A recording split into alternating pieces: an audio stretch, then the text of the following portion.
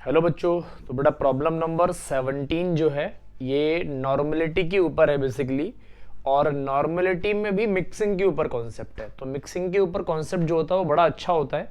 आपको सिखाता हूँ कि कैसे काम करता है ये। बेसिकली पहले मैं आपको थोड़ी सी बात बता देता हूँ बच्चों, नॉर्मलिटी में ना मिक्सिंग वर्ड जो आता है वो कैसे आता है। तो नॉर्मलिटी और मोलैरिटी का एक रिलेशन होता है जिसमें एन फैक्टर की बात हम पहले भी कई बार कर चुके हैं। यहाँ बच्चों मिक्सिंग का क्वेश्चन आपने जरूर सुना होगा, आपके टीचर ने पढ़ाया होगा। मिक्सिंग में क्या होता है, हमने पढ़ा होगा M1V1 plus minus M2V2 is equal to M3V3। ये आया कहाँ से है, तो ये आया है N1V1 plus minus N2V2 is equal to N3V3। ये यहां से आया है बेसिकली। अच्छा, जब n फैक्टर की वैल्यू 1 हो जाती है तो नॉर्मलिटी ही मोलैरिटी बन जाती है, क्योंकि नॉर्मलिटी इज इक्वल टू होता है मोलैरिटी इंटू n फैक्टर। तो ये वाली बात हमें पता है, जब नॉर्मलिटी मतलब n फैक्टर की वैल्यू 1 हो जाएगी तो मोलैरिटी नॉर्मलिटी की इक्वल हो जाती है। अच्छा, मैंने यहाँ पे प्लस माइनस लगाया है।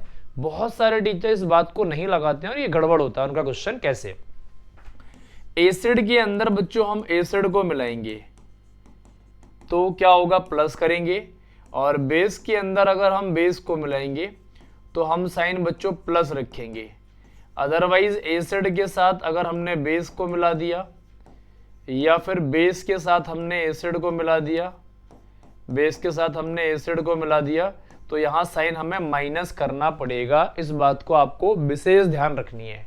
अच्छा, इस क्वेश्चन में क्या पूछ रहा था बच्चों, इस क्वेश्चन में एग्जामिनर ने क्या पूछा है तो उस पर थोड़ा सा फोकस करते हैं। 60 ml ऑफ N/5 H2SO4, ठीक है, 10 ml of N/2 HNO3 and 30 ml of N/10 HCl are mix together, the strength of the resulting mixture is.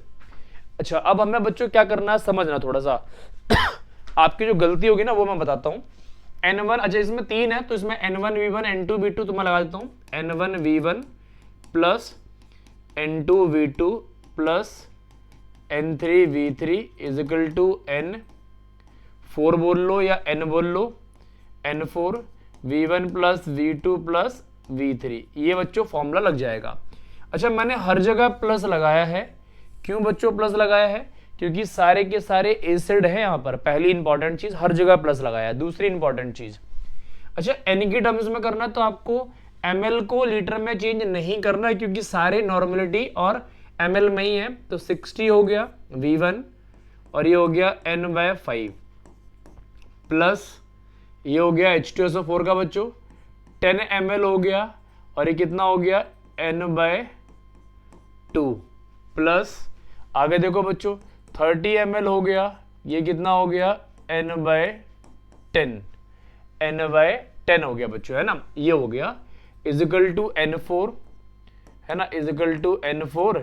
अच्छा N4 जो हो गया, अब V1 प्लस V2 कितना है, तो 60 और 10 70 और 30 100, तो ये हो गया 100।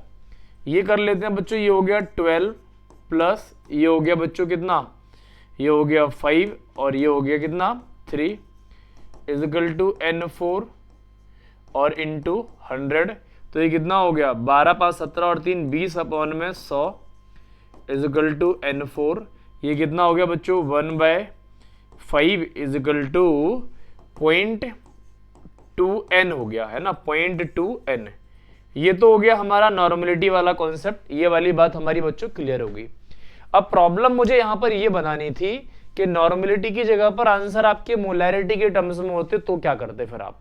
ये प्रॉब्लम सोचनी थी आपको कि नॉर्मलिटी की जगह पर अगर मोलैरिटी होता तो आप क्या करते। तो बच्चों ध्यान रखना, हमें क्या करना पड़ता है, इसके n फैक्टर से मल्टीप्लाई करना पड़ता। तो इसको मैं यहां सॉल्व कर देता हूं, यहां सॉल्व कर देता हूं। देखो H2SO4 का n फैक्टर कितना होता, 2H plus n SO4 2 minus n, यहां तो 2 होता है n फैक्टर। HNO3 का कितना होता, H प्लस n और NO3 माइनस n, ये हो जाता। और HCl का कितना होता बच्चों, H प्लस n और Cl माइनस n। तो फॉर्मूला पता क्या बन जाता, 60 इंटू N/5 इंटू 2, इधर सेम ही रहता बच्चों, 10 इंटू N/2 m की m बाय हो जाता है फिर बच्चों, है ना, m by 2 into 1 plus 30 into m by 10 into 1, ये हो जाता है बच्चों फॉर्मूले में। तो ये और इजिकल टू में तो सेम ही रहता है, n4 इंटू 100, है ना, n4 इंटू 100, ये कितना हो जाता बच्चों, ये 12 था, ये 6m हो जाता, 6 plus 5 plus 3 is equal to n4 into या फिर m4 इंटू 100 हो जाता बच्चों, है ना। तो 6 5 11 और 2 11 और 3 14, तो 14 अपॉन में 100 इजिकल टू m4 आ जाता, तो m4 आ जाता 0.14। तो ये आपको सीखना बच्चों कि मोलैरिटी और नॉर्मलिटी में बेसिकली फर्क क्या है। तो नॉर्मलिटी अगर होगा तो हम डायरेक्ट ऐड कर देंगे, मोलैरिटी होगा बच्चों तो उसके n फैक्टर से आपको मल्टीप्लाई करना पड़ेगा, तभी आपका आंसर आएगा, अदरवाइज आंसर नहीं आएगा। एक और प्रॉब्लम इसके ऊपर रखी है, प्रॉब्लम ये है बच्चों, क्या बोल रहा है, in which ratio volume 0.4 m HCl and 0.9 m HCl are to be mixed such that the concentration of the resultant solution becomes 0.7 m। बच्चों ये मोलैरिटी के टर्म्स में आंसर पूछ रहे हैं, तो हमें मोलैरिटी के टर्म्स में ही करना पड़ेगा। दोनों एसिड हैं तो हम लिखेंगे M1V1 plus M2V2 is equal to M3, और V3 जो होता है ये बच्चों क्या हो जाएगा, V1 प्लस V2, तो M1V1 plus M2V2 is equal to M3V1 plus V2। तो M1 कितना है 0.4 into V1 plus 0.9 into V2 is equal to, ये दे रखा है बच्चों आपको 0.7, तो 0.7 V1 प्लस V2। रेशियो पूछा है बेटा, क्या पूछा है, रेशियो, तो ये हो गया 0.4 V1 plus 0.9 V2 is equal to 0.7 V1 plus 0.7 V2। तो V1 इधर ले आओ, V1 इधर ले जाओ, इसको इधर ले जाओ बच्चों, तो 0.9 V2 माइनस 0.7 V2 ये इधर ले जाओ, 0.7 V1 माइनस 0.4 V1, तो ये हो गया बच्चों कितना 0.2 V2 इजिकल टू 0.3 V1, ये आ गया, है ना 0.2। अब इसको क्या कर लोगे बच्चों, तो ये कर लेंगे हम V1 upon V2 is equal to 0.2 upon 0.3, तो V1 upon V2 is equal to हो गया 2 अपॉन 3, तो 2:3 आना चाहिए बच्चों, 2:3, ये आंसर आना चाहिए आपका। तो बेसिकली बच्चों बताना ये है कि नॉर्मलिटी हो या मोलैरिटी हो, आपका क्वेश्चन किस चीज पर बन रहा है। एक तो ये हो गया, एक बच्चों हम डाइल्यूशन का भी केस पढ़ते हैं, डाइल्यूशन का केस पढ़ते हैं। तो डाइल्यूशन में क्या होता है बच्चों, M1V1 इजिकल टू M2V2 होता है, या फिर N1V1 इजिकल टू N2V2 होता है। डाइल्यूशन का एक ये केस बन सकता है बच्चों, एक ये केस बन सकता है। तो या तो डाइल्यूशन का केस बोलेगा आपसे, या मोलैरिटी का केस बोलेगा, या फिर मिक्सिंग का केस बोलेगा। मिक्सिंग के केस में कुछ भी हो, आपको N1V1 plus N2V2 is equal to N3V3 या फिर जितने भी टर्म्स हो उन सबको ऐड करते चलना है। अब एक क्वेश्चन मैं अपनी तरफ से दे देता हूं बच्चों, ये बोल देता हूं 500 ml है ना H2SO4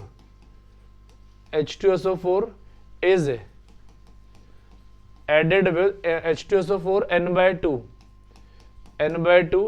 is added with 400 ml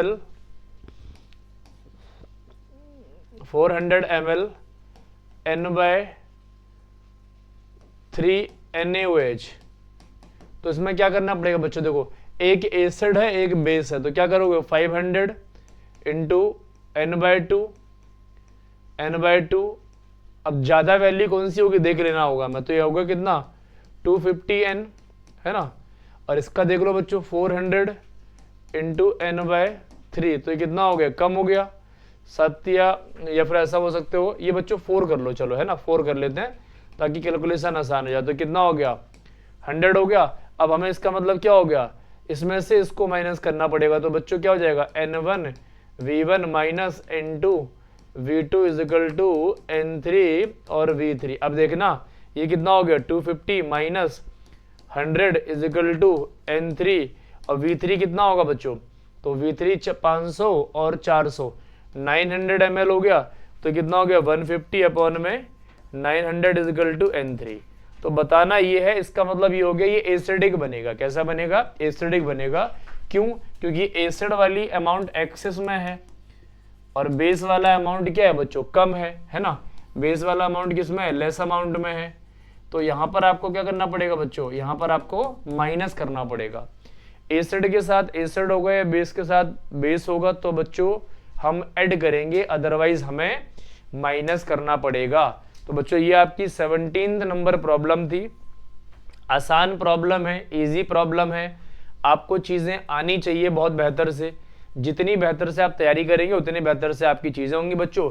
बाकी मिलते हैं आपसे नेक्स्ट प्रॉब्लम में नेक्स्ट कॉन्सेप्ट के साथ। तब तक अपना ध्यान रखो और मन लगाकर पढ़ते रहो बच्चों।